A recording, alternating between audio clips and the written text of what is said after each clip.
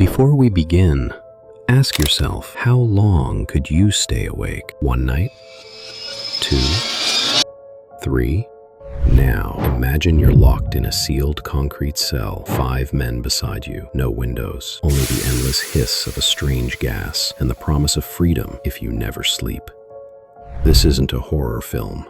This isn't a legend told around campfires.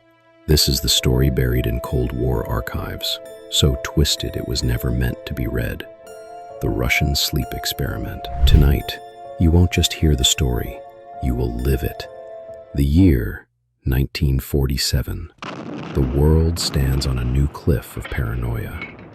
World War II has ended, but a darker war begins, the Cold War. In secret Soviet labs, scientists race to discover anything that could tip the balance. Mind control, biological weapons, psychic warfare, and something more chilling, soldiers who never needed to sleep. Behind concrete and steel, they created a chemical stimulant, odorless, colorless, with one promise: to destroy the human need for rest. But chemicals mean nothing without test subjects.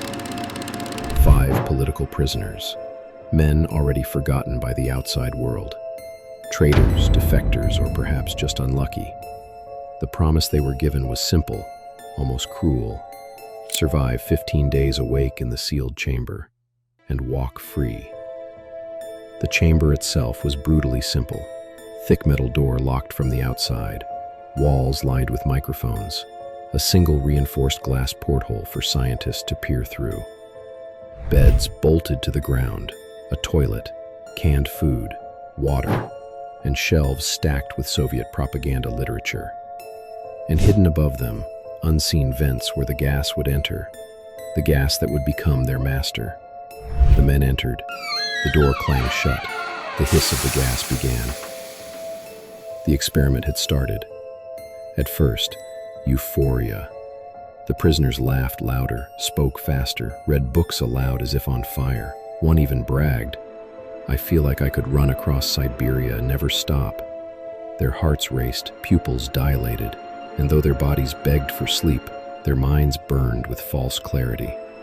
The scientists behind the glass smiled, taking notes. The gas, they believed, was working. But none of them asked, what price does the mind pay when it cannot rest? On the 3rd day, something subtle shifted. The men stopped speaking in full voices. Instead, they whispered, not to each other, but seemingly to themselves or to something unseen. Conversations turned darker. One man, staring at the ceiling, confessed to a murder he'd never admitted. Another spoke of a nightmare where he saw himself watching his own body rot. They began to distrust each other. Paranoia slithered like a snake through the chamber. Books lay untouched. Now, instead, the prisoners paced, circled, stared at corners where shadows seemed to flicker. And outside, the scientists wrote, "Subjects appear restless, or unraveling." On the 5th day, silence was shattered. One man stood and screamed. Not words, just raw, primal terror. A scream that rose until blood sprayed from his cracked lips. His vocal cords tore, yet, even voiceless, his mouth still moved, forming silent pleas or curses no one could read. The others, they didn't react. Their eyes stared into the middle distance, unblinking, as if the screaming man was a ghost. Imagine being trapped beside that sound, night after night, unable to sleep, unable to escape. The screaming stopped, but what replaced it was worse. Silence, not peaceful, but heavy, suffocating, pregnant with dread, clawing at their skin until blood slicked their fingers. One man tore his own face, peeling skin from his cheek, yet None collapsed. None slept. Outside, a scientist murmured, "They should be dead from shock or blood loss, yet they lived," or something wearing their flesh did. The men were consuming as much oxygen as if they were running, though the chamber seemed still. The truth emerged when they looked through the glass. The men had ripped flesh from their own bodies. Some had torn open abdomens, intestines coiled like dead serpents on the floor. Pages from the books now stuck into wounds to stop bleeding. And yet, in this carnage, they sat, staring into nothing. On the 10th day, the intercom crackled. "We will open the chamber. Lie flat on the floor. Resist, or you will be shot."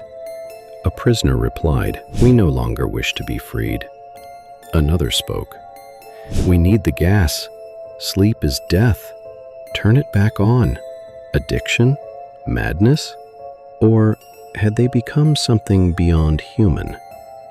Outside, soldiers refused to enter.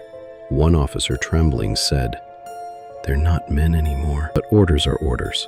Armed with rifles and gas masks, they prepared to breach the chamber. Inside, the prisoners waited, still as corpses, eyes fixed on the door. On the 13th day, soldiers stormed in. What followed was chaos, blood, and horror. One prisoner lunged, tearing a soldier's throat with broken nails.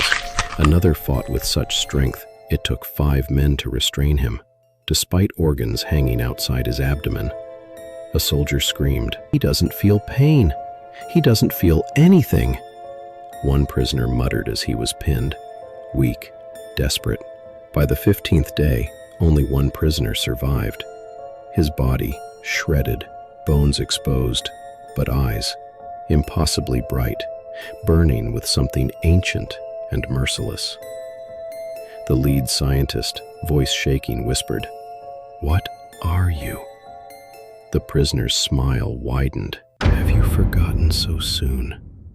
We are you. We are the madness you hide when you sleep. We are what wakes when your mind goes dark."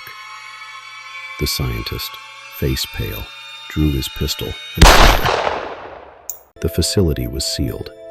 Files burned or hidden under top secret. Officially, it never happened.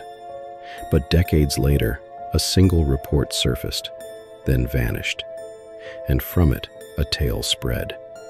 From whispered rumor to internet legend, or truth so dark we must call it fiction just to sleep at night.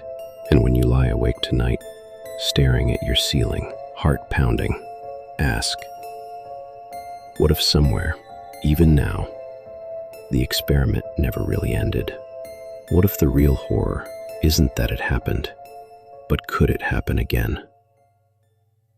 If this story kept you awake, subscribe, because some nightmares don't end when the lights come on.